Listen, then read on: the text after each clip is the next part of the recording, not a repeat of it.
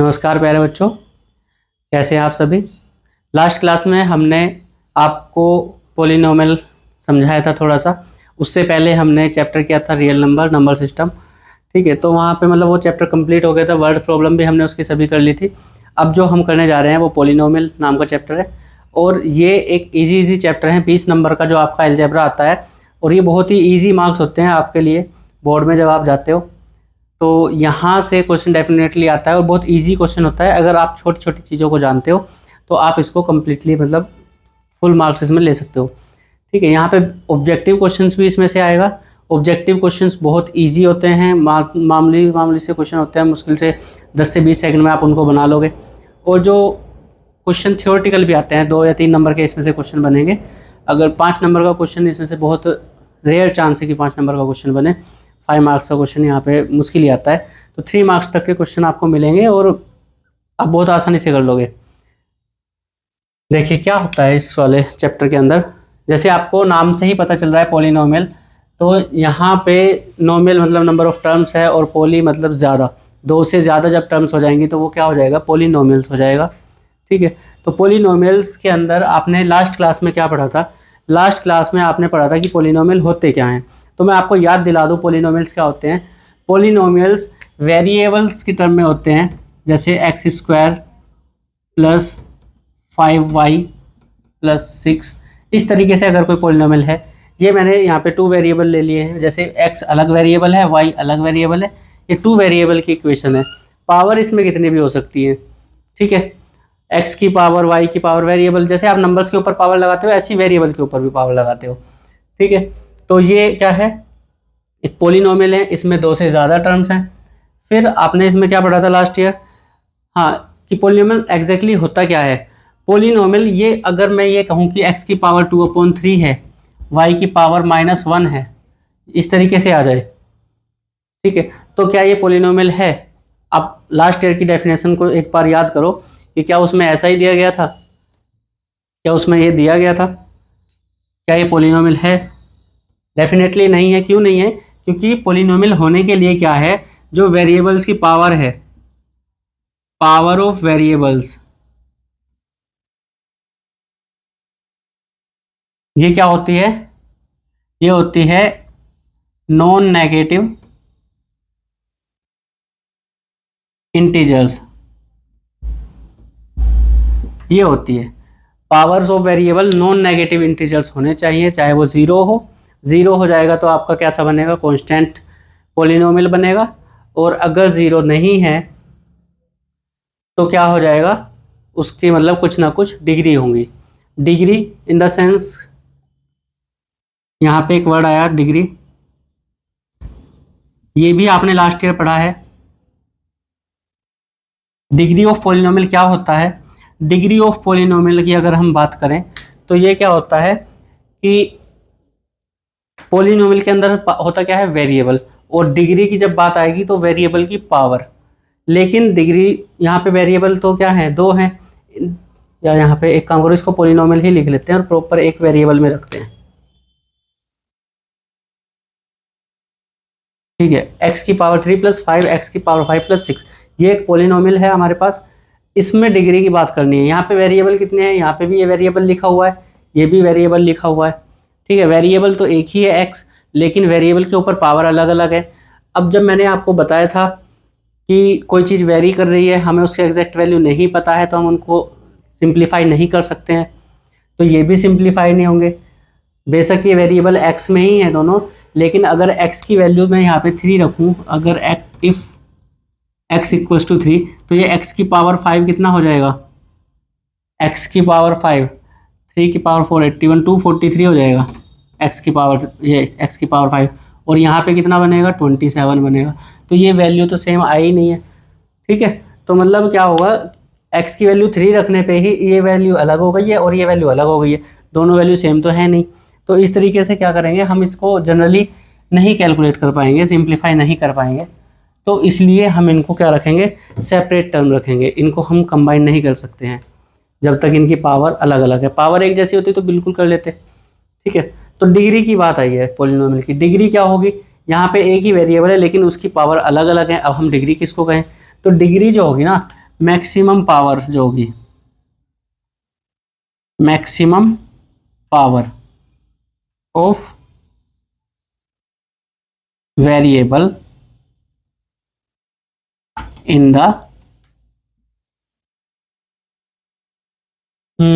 Maximum power of variable term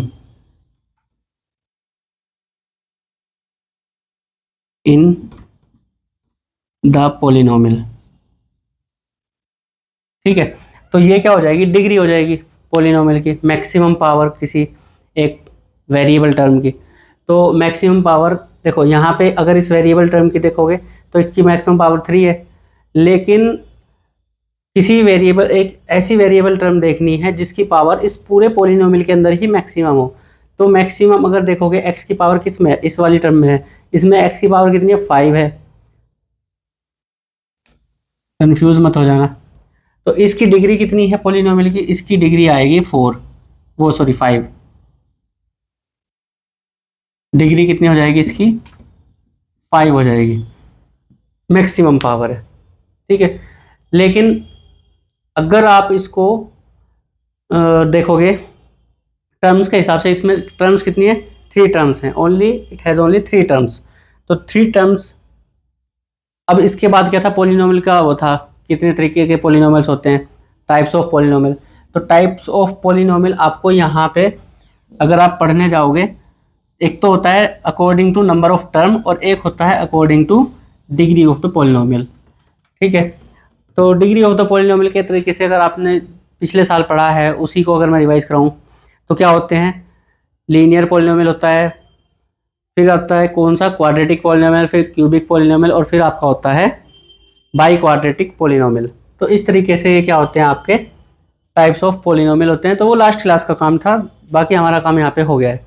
अब अगर आप पोलिनोमियल को देखोगे, इसमें आपको क्या पढ़ना है, आपकी जो एक्सरसाइज है कौन सी है, एक्सरसाइज है 2.1। तो एक्सरसाइज 2.1 में हम जो डील करेंगे, हम इसमें आपका क्या डील करने वाले हैं, इसमें बस आपका एक ग्राफ है। ठीक, इसमें क्या है, आपका ग्राफ है। अच्छा, अगर आपने लास्ट ईयर अगर आप ध्यान से पढ़ा हो, आप क्या करते थे, पोलिनोमियल की वैल्यू फाइंड करते थे, वैल्यू ऑफ द पोलिनोमियल। पढ़ा है आपने या नहीं पढ़ा है, वैल्यू ऑफ पोलिनोमियल। ठीक है, इसको थोड़ा सा ध्यान से समझ लेना। जैसे कोई आपका पोलिनोमियल है P X equals to 3x plus 5। अब वैल्यू क्या होती है पोलिनोमियल की, किसी वेरिएबल टर्म के ऊपर, किसी वेरिएबल टर्म के ऊपर अगर आप वेरिएबल टर्म की इसमें कोई वैल्यू पुट करोगे तो पोलिनोमियल की क्या वैल्यू आएगी, तो वो होती है उसकी वैल्यू इफ, या इफ मत करो, कर लेते हैं पुट x इक्वल्स टू 2, तो p2, तो 3 मल्टीप्लाई 2 प्लस 5, ये कितना हो जाएगा, 6 प्लस 5 इक्वल्स टू 11। तो पोलिनोमियल की क्या वैल्यू आई है, 11। तो ये है वैल्यू ऑफ पोलिनोमियल, ये क्या है, वैल्यू ऑफ पोलिनोमियल। ठीक है, ये क्यों बता रहा हूं मैं आपको, इसको मैं अभी आपको बताने वाला हूं। ये मैंने आपको क्यों बताया, क्योंकि लास्ट ईयर बोर्ड में क्वेश्चन आया था एक पुल वाला, ब्रिज वाला, तो वहाँ पे बच्चे कंफ्यूज हो गए थे कि इस तरीके से कोई पोलिनोमियल दिया हुआ था, स्पेनिंग स्पेनिंग का कोई क्वेश्चन था। जब मैं कराऊंगा आपको पीरियोडिक सेल क्वेश्चन, तो मैं आपको सोल्व भी कराऊंगा वो क्वेश्चन। तो देखिए, ये जो पोलिनोमियल, ये जो आपकी क्या है, वैल्यू है किसकी, वेरिएबल की, इस वेरिएबल को आप क्या बोलते हो, ये होता है आपका इंडिपेंडेंट वेरिएबल, इंडिपेंडेंट, ये होता है आपका इंडिपेंडेंट वेरिएबल। ठीक है, तो इंडिपेंडेंट वेरिएबल क्यों कहते हैं, क्योंकि हम इसकी वैल्यू अपनी मर्जी से कुछ भी रख सकते हैं और ये चेक कर सकते हैं किस पोलिनोमियल की वैल्यू क्या होगी। ठीक है, अब आप आइए एक्स वाई प्लेन में, कोऑर्डिनेट ज्योमेट्री आपने पढ़ी होगी। अगर ये आपका एक्स वाई प्लेन है, ये वाई एक्सिस और ये एक्स एक्सिस, ठीक है, यहाँ पे होता है ओरिजिन 0, एक्स की वैल्यू इधर बढ़ेगी 1 2 3 4 5, ठीक है। ये एक्स होता है उधर एक्स एक्सिस पे -1 -2 -3, इस तरीके से इधर इनफाइनाइट तक ये जाएगी, ठीक है। तो जब मैंने x की वैल्यू पुट की है, x की वैल्यू को पुट किया है, तो x की वैल्यू यहाँ कहीं पे है, x की वैल्यू क्या है, यहाँ कहीं पे है। तो अब जब x की वैल्यू यहाँ पे आएगी, ये पोलिनोमियल की वैल्यू कितनी है, 11। तो 11 ये जो वैल्यू देगा ना पोलिनोमियल की, यही मुझे समझाना था कि ये जो पोलिनोमियल की वैल्यू आएगी ये पूरी y एक्सिस पे आएगी। ये जो y एक्सिस है ये आप इसको px बोल सकते हो, ठीक है। क्या बोल सकते हो उसको, px। और ये क्या है, ये x है, x इधर बढ़ेंगे और ये जो px है ये इधर को चलेगा, ठीक है, इस वाली लाइन के साथ। x इस वाली लाइन, x की वैल्यू x एक्सिस पे रहेगी और y ये जो px है ये y एक्सिस को सारा px को रिप्रेजेंट करेगा। ये आपको मुझे समझाना था यहाँ पे। ये जो पोलिनोमियल में हम यहाँ पे कुछ भी वैल्यू पुट करते हैं वेरिएबल की, तो वो इस लाइन पे होती है और इसके रिगार्डिंग जो यहाँ पे जो इसके रेस्पेक्ट में वैल्यू आएगी पोलिनोमियल की, वो इस पूरे y एक्सिस पे आएगी, ठीक है। अब लास्ट ईयर में आपने कोऑर्डिनेट ज्योमेट्री भी पढ़ा था, वहाँ पे आपने पॉइंट पहचानना भी सीखा था और पॉइंट पहचानने के अलावा आपने एक लाइन उसके ऊपर ड्रॉ करनी सीखी थी, ठीक है। तो अब देखिए यहाँ पे पोलिनोमियल की वैल्यू कितनी आई, 11 आई। तो 11 मान लो कहीं यहाँ पे आया है, ठीक है। ये पोलिनोमियल की वैल्यू कितनी है, यहाँ पे 11 है। तो अगर मैं इसकी बात करूँ तो ये एक मुझे पॉइंट मिला इस x के रिगार्डिंग, मैं इसको ऐसे लिख सकता हूँ 2,11, ये मेरा एक पॉइंट बन गया। तो ये जो पॉइंट होगा 2,11 ये यहाँ पे कहीं पे होगा, 2,11 ये कहाँ पे होगा, 2,11 यहाँ कहीं पे होगा।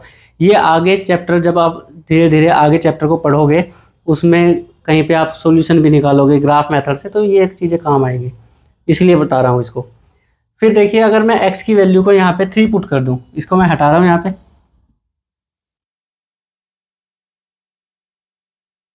अगर मैं x की वैल्यू को क्या पुट कर दूँ, 3 पुट कर दूँ,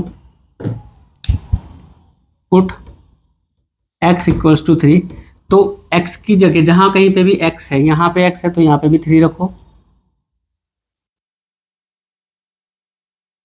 ठीक है। तो रखो जरा 3 × 3 + 5, 9 + 5 और ये आया 14। तो यहाँ पे भी आपको एक पॉइंट मिल जाएगा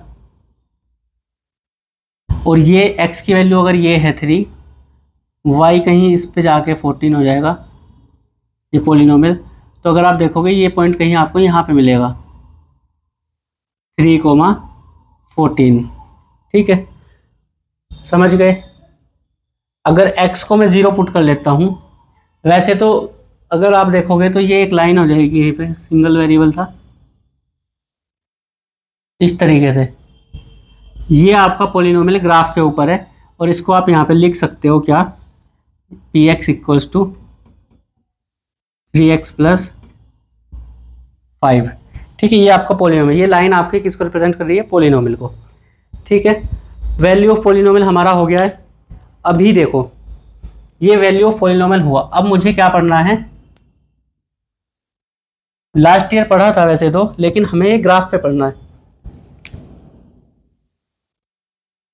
zero of polynomial, zero of polynomial, polynomial zero का मतलब क्या है, x की वैल्यू कुछ भी हो, x की वैल्यू रियल नंबर में कुछ भी हो, कोई भी रियल नंबर, इस दुनिया का कोई भी रियल नंबर उठा लो और उसके लिए इस पोलिनोमियल की वैल्यू क्या हो जाए, 0 हो जाए, उसके लिए इस पोलिनोमियल की वैल्यू क्या हो जाए, 0 हो जाए, तो वो क्या होगी, इस पोलिनोमियल की 0 होगी। ये आपने लास्ट ईयर पढ़ा था, ठीक है। अभी मैंने आपको कहा कि पोलिनोमियल की वैल्यू क्या हो जाए, 0 हो जाए, पोलिनोमियल की वैल्यू क्या हो जाए, 0 हो जाए। अगर इस पोलिनोमियल की वैल्यू 0 हो जाएगी, मान लो x कुछ भी रहा हो और ये जो px है ये क्या हो जाए, 0 हो जाए, तो अगर px 0 होगा तो ये इस y एक्सिस को 0 बनाएगा, मतलब इस y की वैल्यू को 0, और y की वैल्यू 0 कहाँ पे होती है, इस पूरी x एक्सिस पे y की वैल्यू क्या होती है, 0, ठीक है। तो ये देखिए ये वाली जो हमारी लाइन है ये किसको रिप्रेजेंट कर रही है, ये इस पोलिनोमियल को रिप्रेजेंट कर रही है।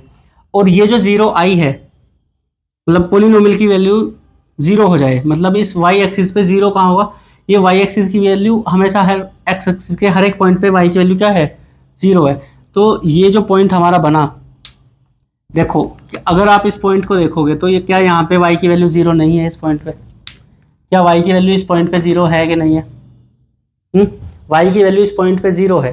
तो इसका मतलब क्या हुआ कि यहाँ कहीं जो x है ये -1 से -2 के बीच में है, हमें नहीं पता क्या है, लेकिन यहाँ पे क्या दे रहा है, ये पॉलिनोमियल वैल्यू 0 दे रहा है।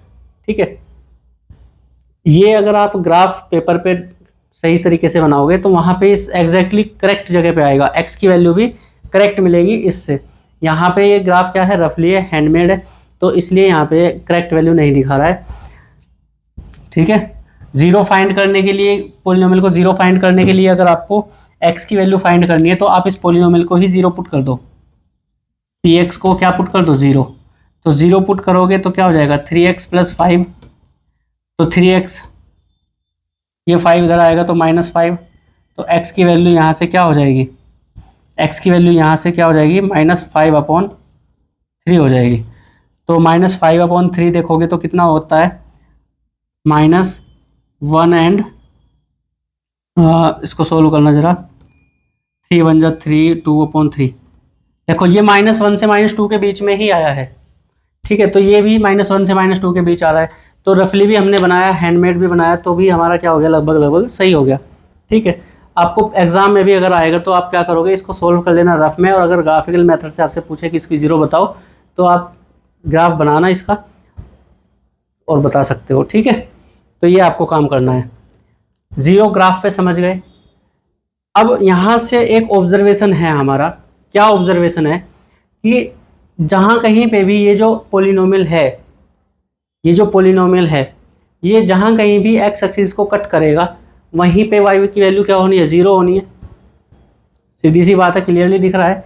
x एक्सिस को अगर ये पॉलिनोमियल कहीं पे भी कट करेगा तो वहीं पे y की वैल्यू, इसकी px की वैल्यू क्या होनी है, 0 होनी है, तो वही क्या होगा, 0 होगा। ठीक है, अब इसने जो यहाँ पे कट किया कितनी बार किया, एक बार किया, तो कितनी 0, एक ही 0 है। ठीक है, इसकी होंगी भी कितनी 0, एक 0। लास्ट ईयर जब हमने पढ़ा था, लास्ट ईयर हमने ये पढ़ा था कि नंबर ऑफ जीरोस को अगर हमें पता करना है कि किस पॉलिनोमियल की कितनी नंबर ऑफ जीरो हो सकती हैं, तो उसके लिए एक पहचान बताई थी। क्या पहचान थी वो, क्या पहचान थी, याद करो जरा एक बार, गजनियों याद करो। भूल गए, कोई बात नहीं, भूल गए तो मैंने आपको बताया था कि किसी पॉलिनोमियल की डिग्री, मान लो इधर मैं लिख रहा हूँ degree of polynomial, degree of px, और इधर मैं लिख रहा हूँ जीरोज ऑफ पॉलिनोमियल। ठीक है, तो पहले सही लिखा था, जीरोज ऑफ पॉलिनोमियल। देखो अगर डिग्री यहाँ पे कितनी है, 1 है, तो 0 भी कितनी होगी, 1 होगी। डिग्री अगर 5 है तो 0 भी कितनी होगी, 5 होगी। डिग्री अगर 19 है तो 0 भी कितनी होगी, 19 0 होगी। कहने का मतलब ये है कि अगर हमारा पॉलिनोमियल 1 डिग्री का है तो वो इस तरीके से आएगा, बिल्कुल लीनियर फॉर्म में। हमने बताया भी था डेफिनेशन में कि 1 वाला क्या होता है, लीनियर होता है, लीनियर पॉलिनोमियल। लीनियर का मतलब एक लाइन की फॉर्म में होता है, तो एक लाइन की फॉर्म में है। ठीक है, बाकी जो डिग्रीज होती हैं उसमें क्या बनाता है, कर्व बनाता है। ये भी कर्व होगा, ये भी कर्व होगा, और वो कर्व किसी भी तरीके से हो सकता है, स्ट्रेट लाइन नहीं होगा। ठीक है, वो ऐसे ऐसे चले, पूरा घूमता हुआ चले, ऐसे ऐसे चले, कैसे भी चल सकता है, डिग्री अलग होने के बाद। ठीक है, वो कैसे भी जा सकता है। तो यहाँ पे आप समझ गए, डिग्री अगर 5 तो जीरोज भी कितनी होंगी, 5 होगी। कहने का मतलब है अगर 5 डिग्री का कोई पॉलिनोमियल है तो वो कर्व ऐसे घूमते घूमते आएगा और 5 बार वाई एक्सिस को काटेगा, ओ सॉरी एक्स एक्सिस को काटेगा। बना देते हैं, चलो एक ग्राफ बना रहा हूँ मैं इनके लिए। ये डिग्री मैंने थोड़ी ज़्यादा ले ली, 19। ठीक है, 19 बार तो मैं कट नहीं कर पाऊँगा यहाँ पे। इसको मैं डिग्री को चलो क्या ले लेता हूँ, 7 ले लेता हूँ, तो इसकी जीरोज भी कितनी होगी, 7। तो पहले तो 1 डिग्री, इसके लिए तो मैंने ग्राफ बना दिया था, अभी पहले जो बनाया हुआ था वो इसी के लिए बनाया था, उसको देख लेना। 5 डिग्री वाले के लिए बनाता हूँ मैं,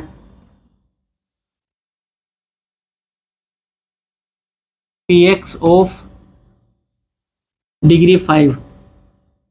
ठीक है, 5 डिग्री का पोलिनोमियल के लिए मैं क्या बना रहा हूँ, एक कर्व बना रहा हूँ। वो किस तरीके से आपको दिखेगा, 5 डिग्री का पोलिनोमियल तो मतलब जीरोज 5 होंगी। जीरोज 5 का मतलब क्या है, एक्स एक्सिस को 5 बार कट करेगा। ठीक है, तो मान लो ऐसे आ रहा है 1 2 3 4 5, ज़्यादा हो गया, और ये यहाँ को ऊपर को चला गया। ऐसे कितनी बार कट हुआ, 1 2 3 4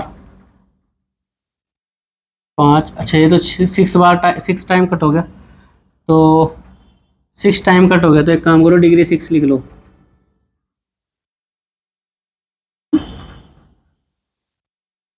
सिक्स डिग्री का पॉलिनोमियल है, तो मतलब क्या होगा कि 6 टाइम्स वो एक्स एक्सिस को कट करेगा। यहाँ पे 1 बार 2 3 4 5 और ये 6 बार, 6 टाइम्स उसने क्या कर दिया, एक्स एक्सिस को कट कर दिया। तो अब 7 वाले के लिए बना लो एक ग्राफ।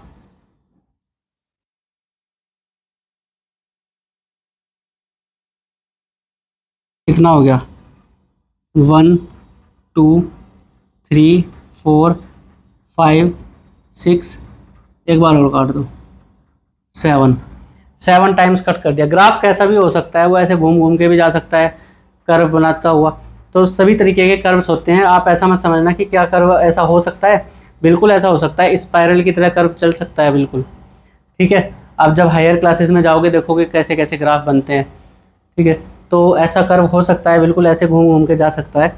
तो 7 टाइम्स कट करेगा किसको, एक्स एक्सिस को, तो ये क्या हो जाएगी, जीरोज हो जाएंगी इसकी। ठीक है, फर्स्ट एक्सरसाइज में यही काम है हमारे पास कि हमें जीरोज बताने हैं कितनी है। चलो देखो, मैं यहाँ पे लिख रहा हूँ number of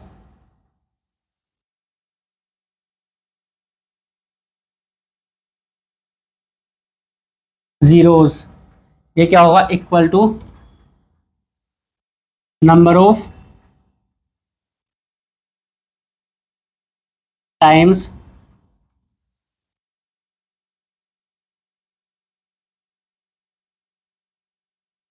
date P X cuts the X axis. ठीक है, number of times that P X cut the X axis, ये क्या होगा, नंबर ऑफ जीरोज होगा। जितनी बार एक्स एक्सिस को काटेगा उतने उसके जीरोज होंगे। ठीक है, बस इतनी सी कहानी है, डेफिनेशन से हमारा सब हो गया है। ठीक है, अब ये क्वेश्चन आपका, ये जो मैंने यहाँ पे एक स्टेटमेंट लिखा है, ये वाला स्टेटमेंट, इसके ऊपर आपका एग्जाम में ऑब्जेक्टिव क्वेश्चन पूछा जाता है। वो क्या करेगा, एक ग्राफ का फोटो देगा आपको और उसमें कोई कर्व बना के देगा, एक लाइन ड्रॉ रखी होगी और उसमें पूछेगा कि बताइए कितने जीरोज हैं। तो वहाँ पे आपको ये चेक करना है कि नंबर कितने बार वो एक्स एक्सिस को कट कर रहा है। जितनी बार एक्स एक्सिस को कट करेगा उतने उसके क्या होंगे, जीरोज होंगे। ठीक है, दूसरा इसी के ऊपर वो कैसा क्वेश्चन दे सकता है, कहेगा which of the following P x, which of the following polynomial has 3 zeros. तो वहाँ पे आपको वो 4 ग्राफ्स दे के रखेगा और उसमें से पूछ लेगा कि कितने जीरो, मतलब कौन से वाले के 3 जीरो है। तो वहाँ पे आपको वो ग्राफ पहचानना पड़ेगा जिसमें वो लाइन, मतलब वो जो कर्व है पी एक्स का, वो एक्स एक्सिस को 3 टाइम्स कट कर रहा होगा। ठीक है, तो वहाँ पे आप उसको मार्क करोगे। तो ये 2 टाइप्स के इसमें क्वेश्चन बनेंगे फर्स्ट एक्सरसाइज में। ठीक है, तो NCERT का है, देखो 2.1 का फर्स्ट क्वेश्चन है, अगर आप पढ़ लो, the graph y equal to p x are given below, for some p x find the number of zeros of p x in each case. देखो पहले वाला ग्राफ है, ये बिल्कुल कैसे जा रहा है, जो फर्स्ट ग्राफ है वो कैसे जा रहा है, ये एक्स एक्सिस, ये वाई एक्सिस, ये वाई एक्सिस। तो जो हमारा पहला ग्राफ है वो ऐसे जा रहा है, ऐसी उसने लाइन एक ड्रॉ की करके दी हुई है। तो देखो ये कहीं पे एक्स एक्सिस को काट रहा है क्या, ये देखने में ही लग रहा है एक्स एक्सिस के पैरेलल है। तो जो लाइन आपस में पैरेलल होती है क्या वो कहीं भी एक दूसरे को कट करेंगे। जैसे ट्रेन की पटरियाँ अगर आप देखोगे या मेट्रो की पटरियाँ आप देखोगे तो वो क्या पैरेलल नहीं होती है एक दूसरे के, वो हर जगह पे पैरेलल रहेंगी, कहीं पे भी वो एक दूसरे को कट नहीं करेंगी। तो उसी तरीके का ये दिया हुआ है एक्स एक्सिस के पैरेलल, ये कहीं पे भी एक्स एक्सिस को कट नहीं करेगा। तो इसमें क्या होगा, नंबर ऑफ ज़ीरोज़ क्या होंगे, 0, एक भी ज़ीरो इसका नहीं होगा। ठीक है, दूसरे वाले ग्राफ में अगर आप देखोगे, दूसरा ग्राफ आपको कैसा दिया हुआ है, दूसरे ग्राफ में उसने आपको दिया हुआ है ऐसे करके। तो इस वाले ग्राफ में अगर आप देखोगे तो कितनी बार एक्स एक्सिस को काटा है, एक ही बार एक्स एक्सिस को काटा है। तो कितने जीरोज इसमें होंगे, इसमें केवल एक ही जीरो होगा। सेकंड वाले में कितने जीरो होंगे, ओनली 1 0। ठीक है, लिखते रहना मेरे बोलने पे, यहाँ पे लिखने की वेट मत करना।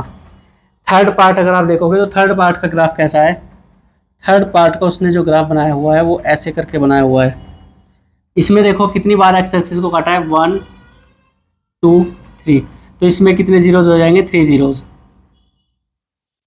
ठीक है, इसमें कितने जीरोज होंगे, 3 जीरोज हो जाएंगे जितनी बार एक्स एक्सिस को काट रहा है। तो बिल्कुल ही आसान एक्सरसाइज है, कर लोगे इसको 2.1 को। ठीक है, जो अब नेक्स्ट एक्सरसाइज है 2.2, उसके लिए भी हम थोड़ी थोड़ी चीज़ों को समझेंगे।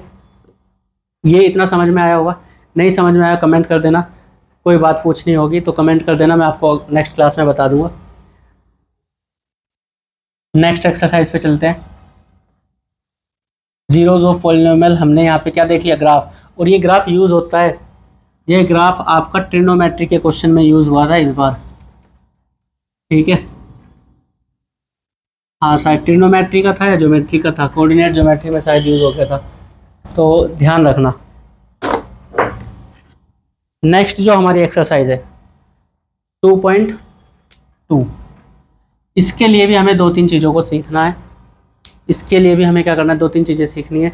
तो सबसे पहले तो हमारी क्या है, relation between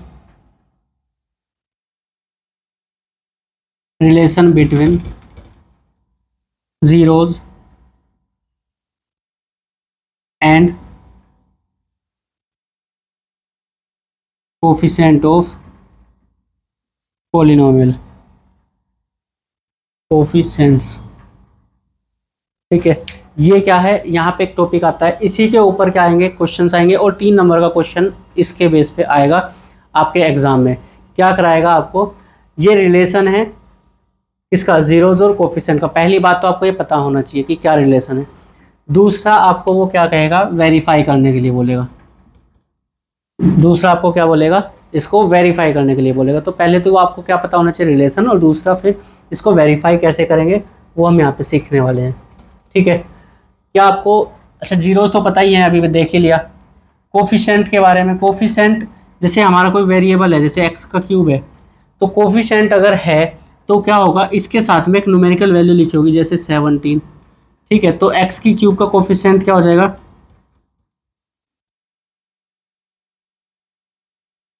coefficient of X cube equals to 17। जो भी वेरिएबल टर्म के साथ में नंबर्स लिखा होता है, नंबर लिखा होता है, वही क्या होता है, उसका कोफिशिएंट होता है। ठीक है, मान लो इसके साथ में लिखा होता 5x², तो यहाँ पे हम कहते हैं कोफिशिएंट ऑफ x की पावर 2 इक्वल्स टू, क्या है, x की पावर 2 के साथ 5 है, तो ये हो जाएगा इसका क्या, कोफिशिएंट हो जाएगा। ठीक है, इसी तरीके से आगे मान लो लिखा होता 12y, तो हम क्या कहते, कोफिशिएंट ऑफ y के साथ में क्या लिखा है, 12। मतलब ये नंबर जो वेरिएबल के साथ लिखा होता है, ये क्या होता है, इसका कोफिशिएंट होता है। ठीक है, कुछ जगह पे, इसी पहले मैं कोफिशिएंट को ही क्लियर कर देता हूँ आपका। कुछ जगह पे क्या होता है, कुछ जगह पे जब वो आपको पॉलिनोमियल लिख के देगा, यहाँ पे आपको कुछ अननोन टर्म्स देता है, जैसे 7x² प्लस ax प्लस 7। ठीक है, मैंने आपको क्लास के शुरू में बताया था कि ये जो अल्फ़ाबेट्स होते हैं इनको हम वेरिएबल की तरह यूज़ करते हैं। ठीक है, लेकिन जो हमारा ये सिलेबस है, हमारा सिलेबस के अंदर क्या है, हमारे सिलेबस के अंदर है ये क्या है, पॉलिनोमियल 1 वेरिएबल में है। पॉलिनोमियल किस में है, 1 वेरिएबल में, और वो भी कैसा, क्वाड्रेटिक पॉलिनोमियल। कैसा है, क्वाड्रेटिक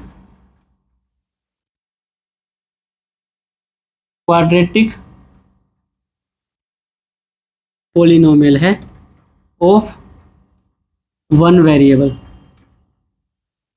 हमारे सिलेबस में ये है।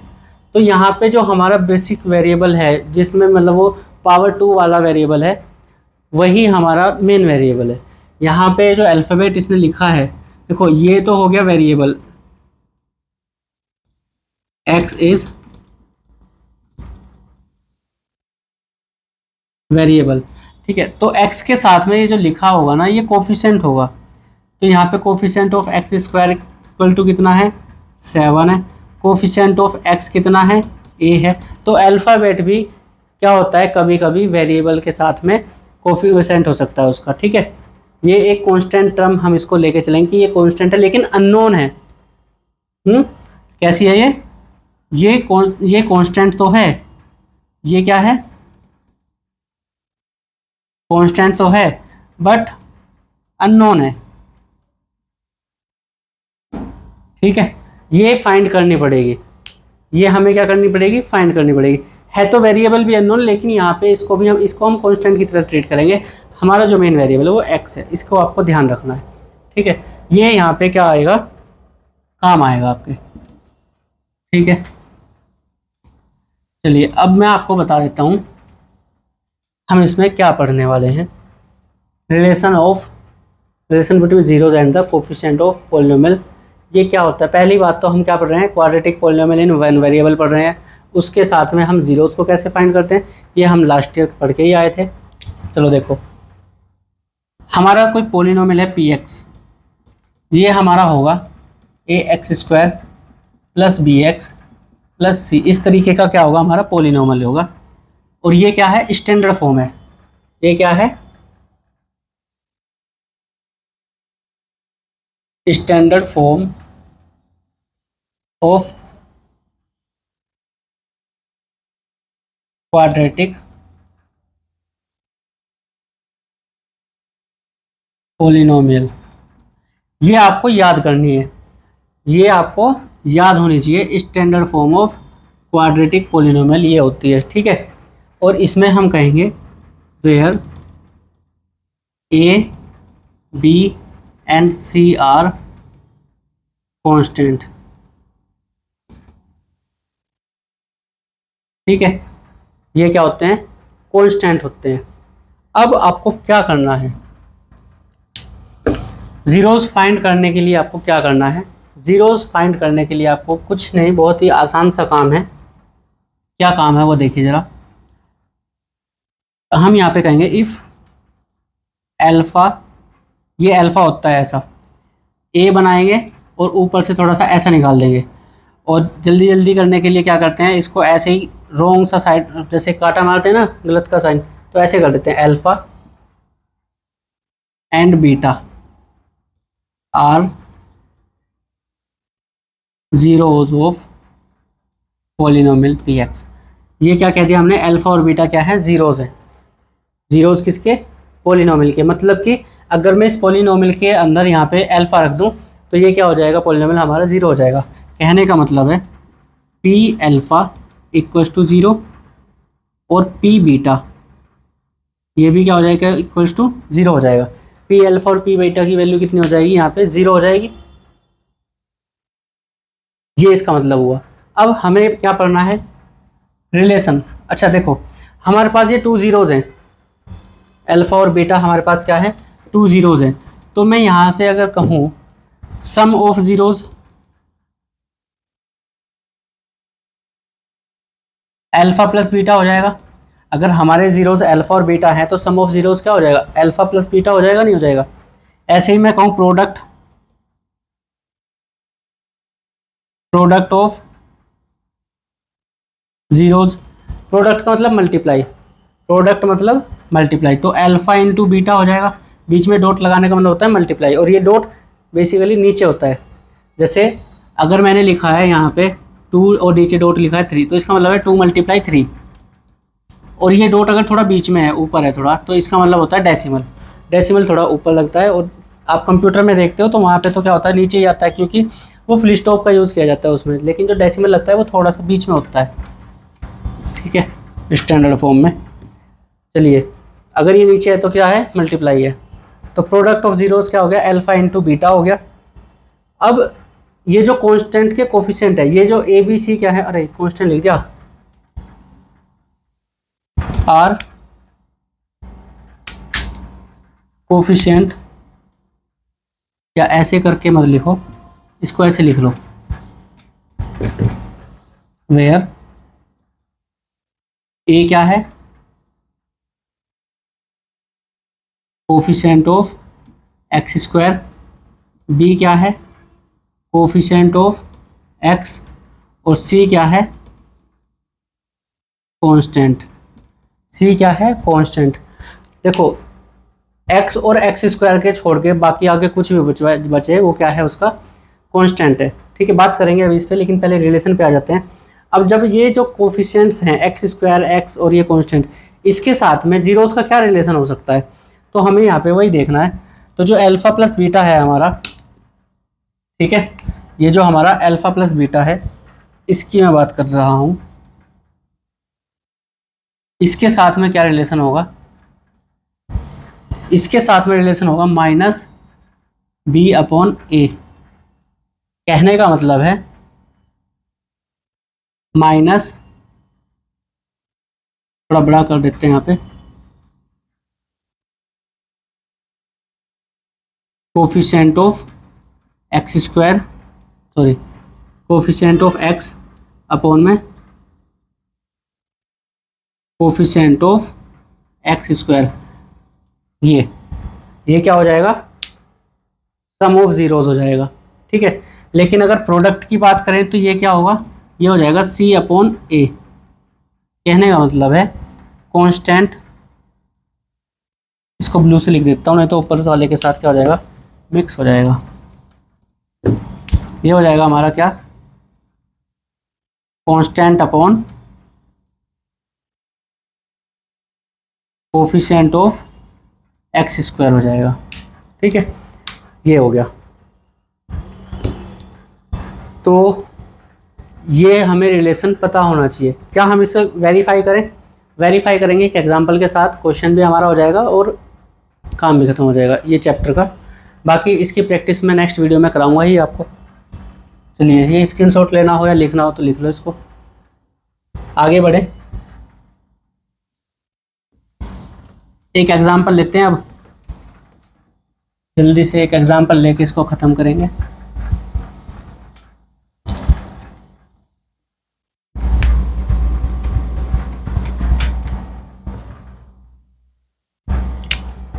देखो, अगर हमारे पास एक क्या है, पॉलिनोमियल है, एग्जांपल लेते हैं x square plus 5x plus 6। ये क्या हो गया, एक पॉलिनोमियल हो गया। पॉलिनोमियल पे कैसा, क्वाड्रेटिक पॉलिनोमियल है, डिग्री 2 है, दिखाई दे रहा होगा। ठीक है, तो इसको क्या करेंगे, सबसे पहले जीरोस फाइंड करेंगे। जीरोस फाइंड करना आपने लास्ट ईयर सीखा ही था, 8th क्लास में आपने फैक्टराइजेशन सीखा था किसी भी पॉलिनोमियल का। फैक्टराइजेशन के बाद आपने 9th क्लास में उसके जीरोस सीखे थे, कैसे फाइंड करते हैं। तो बस इसके फैक्टर्स करो इसके फैक्टर्स। ये क्या हो जाएगा, टर्म स्प्लिटिंग मेथड से करेंगे। 6 को लिख सकते हैं हम क्या, 3 × 2 होता है, और 3 + 2 करेंगे तो 5 आएगा भी। तो ये क्या हो जाएगा, 3x + 2x + 6। अब इसमें से कॉमन लो, x कॉमन तो x + 3 बचा, और दोनों में से 2 कॉमन तो x + 3 यहाँ बचेगा। देखो, जब आप इसके फैक्टराइजेशन करते हो ना, तो ये जो अंदर ब्रैकेट के अंदर है सेम बचना चाहिए। ठीक है, ये सेम बच रहा है तो आपका आंसर सही आ रहा है, आप सही काम कर रहे हो। नहीं तो आपने कहीं ना कहीं पे क्या कर दी है, गलती कर दी है, तो आपको पीछे देखना पड़ेगा। अब ये देखो, प्लस माइनस से टर्म सेपरेट होती है। x + 3 इस वाली टर्म में भी है, इस वाली टर्म में भी है, तो x + 3 बाहर कॉमन आ जाएगा, तो अंदर क्या बचेगा, x + 2 बचेगा। इस टर्म में से x बचा, इस वाली टर्म में से 2 बचा, तो वो यहाँ पे लिख दिया। ठीक है, तो ये क्या हो गया, इसका फैक्टराइजेशन हो गया। अभी ये क्या हुआ, फैक्टराइजेशन हुआ है। ठीक है, हमें क्या फाइंड करना था, zeros of the polynomial. Zeros of the polynomial find करने के लिए हम क्या कर सकते हैं, इसमें पॉलिनोमियल जीरो कब होगा, कोई भी वैल्यू जीरो कब होगी, मान लो 2 नंबर्स हैं a × b, ये कुछ भी वैल्यू आएगी a b, और मैं कह रहा हूँ कि ये क्या आ जाए, जीरो आ जाए। ये वैल्यू, कोई 2 नंबर्स का मल्टीप्लिकेशन कब जीरो हो सकता है, जब उनमें से कोई एक जीरो हो। मान लो अगर a की वैल्यू जीरो हो जाए तो क्या हो जाएगा, a × 0 नहीं हो जाएगा। अगर a जीरो ना हो के b जीरो हो जाए और कह दूँ a ≠ = 0, तो अगर ये जीरो है, ये जीरो नहीं है, तब भी इनका प्रोडक्ट क्या आएगा, जीरो आएगा। ठीक है, तो ये जीरोज ऑफ द पॉलिनोमियल हो गया। मतलब अब इनको जीरो इक्वेट करेंगे, हम यहाँ पे लिखेंगे if x plus 3 equals to 0, तो x इक्वल टू क्या हो जाएगा, -3 हो जाएगा। And if x plus 2 equals to 0, तो x इक्वल्स टू कितना हो जाएगा, -2। ठीक है, तो अब हम यहाँ पे क्या हो गया, ये हमारा फैक्टराइजेशन हो गया। अब हम यहाँ पे लिखेंगे therefore x equals to -3, -2 are zeros of px। Polynomial के क्या हैं, ये जीरोज हैं। ठीक है, इतना काम हमने लास्ट ईयर भी किया था, लेकिन हमारा काम क्या है, जो 10th क्लास में ऐड ऑन हुआ है वो हुआ है verify the relation. Verify the relation between zeros and coefficient. ठीक है, तो ये हमें क्या करना है, वेरीफाई करना है। हमने अभी पीछे क्या किया था, हमने अल्फा प्लस बीटा लिया था, कितना था वो, -b/a था, और अल्फा बीटा क्या था, c/a था। ठीक है, लेकिन ये a b c की वैल्यू कहाँ से आएगी। अब आपको क्या करना पड़ेगा, एक काम करना, पहले तो इसको इक्वेशन 1 मान के रखना पहले ही। ठीक है, इसको इक्वेशन 1 मान के रखोगे, ये काम इतना अपना नोट कर लो, इसको मैं रफ कर रहा हूँ यहाँ पे।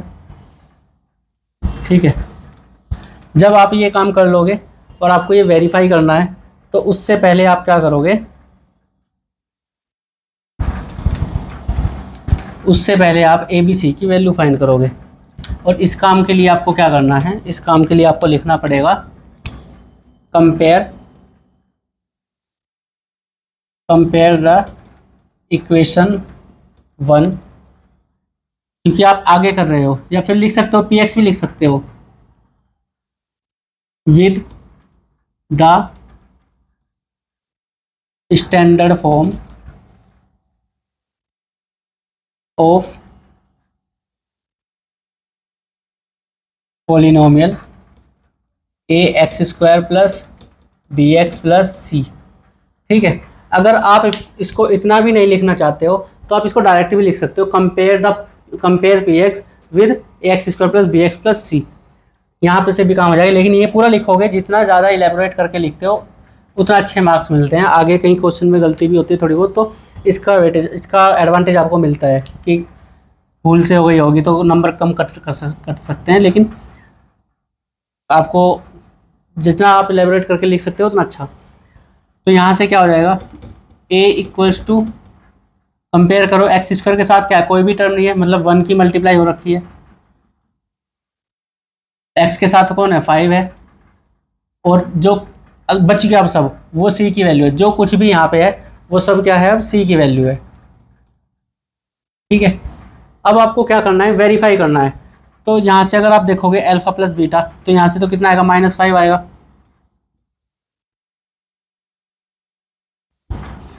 तो अल्फा प्लस बीटा कितना आएगा, -b/a, तो कितना आएगा ये, माइनस b की वैल्यू 5 है, a की वैल्यू 1 है, तो ये कितना आ जाएगा, -5।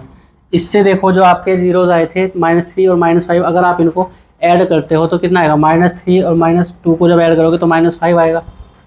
ऐसे ही अल्फा इंटू बीटा इधर ही कर देता हूँ। अल्फा इंटू बीटा क्या होता है, c/a होता है, तो c की वैल्यू यहाँ पे कितनी है, 6 है, और a की वैल्यू कितनी है, 1 है, तो 6/1 कितना हो जाएगा, 6 हो जाएगा। इन दोनों की मल्टीप्लाई करा के देखो, -3 इंटू -2 कराओगे तो कितना आएगा, 6 ही आएगा, 3 2 6, और माइनस माइनस प्लस, तो +6 आएगा। यहाँ से भी क्या है, +6 है। तो ये हो गया हमारा क्या, relation between zeros and the coefficient of the relation और ऑफ द पॉलिनोमियल। तो ये था आज का लेक्चर। कल हम इसी को पहले प्रैक्टिस करेंगे। पहले तो मैं आपको ये सिखाऊंगा कि ए बी सी की वैल्यू आप कैसे लिखते हो, क्योंकि कई बार क्या होता है यहाँ पे 6 के, अब तो सीधा 6 लिखा हुआ है, लेकिन यहाँ पे बहुत सारी चीज़ें लिखी होती हैं कई बार, तो आप उसमें क्या कर देते हो, गलती कर देते हो कंपेयर करने में, सी की वैल्यू लिखने में, तो वहीं से मतलब क्या हो जाता है, आपका क्वेश्चन गलत हो जाता है। तो उस गलती से बचने के लिए हम कल की क्लास में स्टार्ट करेंगे। ठीक है, तो उम्मीद है आपको अच्छी लगी होगी ये क्लास। नेक्स्ट क्लास में भी मिलेंगे, और नेक्स्ट क्लास में हम ये एक्सरसाइज कंप्लीट कर लेंगे। इसके बाद हमारा क्या बचता है इसमें, बस ये रिलेशन ही वेरीफाई कराना है और यही काम मेन है इसमें, जो 10th क्लास के सिलेबस में ऐड ऑन हुआ है। और एक और होता है हाँ, कि आपको जीरोस दिए होंगे और आपको पॉलिनोमियल फाइंड करना होगा, तो उसके ऊपर भी बात करेंगे। ठीक है, चलिए बस आज की क्लास में इतना ही। Thank you.